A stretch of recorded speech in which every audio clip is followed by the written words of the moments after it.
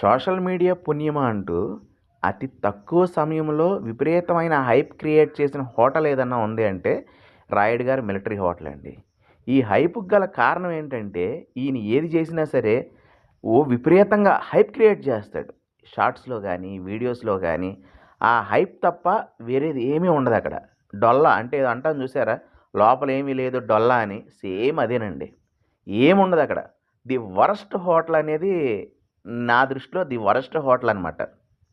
ఇప్పుడు మనం ఆకలితో వెళ్ళి ఫుడ్ ఎలా ఉన్నా సరే, సరే ఏదో విధంగా తింటాం. ఎందుకంటే అన్నన్ని డబ్బులు వేస్ట్ చేసి ఫుడ్ వేస్ట్ చేయలేం కాబట్టి ఏదో విధంగా తినేసి వచ్చేస్తాం.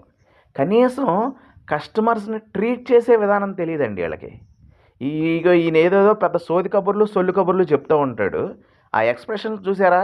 ఏదో పెద్ద దేశాన్ని ఉద్ధరించేత్తన్నాను, ఇక్కడికొచ్చినోళ్ళందరికీ ఫ్రీగా పెట్టేవాళ్ళకి కూడా ఇంత అహంకారం ఉండదు.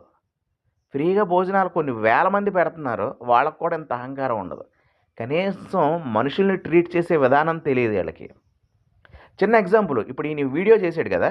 ఈ వీడియో ఏంటంటే ఎవరో ముగ్గురో, నలుగురో ఎళ్లి భోజనాలు చేశారు. వాళ్ళలో ఎవరో పర్సన్ సీరియస్ అయ్యారు.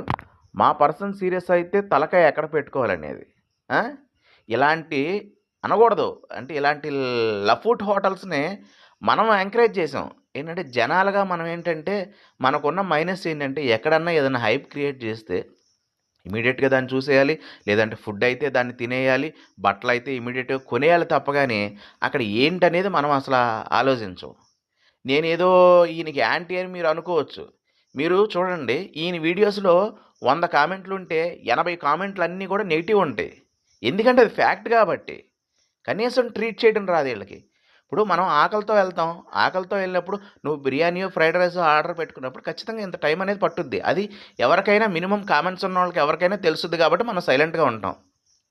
అన్నం, మీల్స్, భోజనం పెట్టేటప్పుడు ఇప్పుడు తాళి అంటున్నారు. ఏదో రకరకాల పేర్లతో ఇది చేస్తా ఉన్నాడు.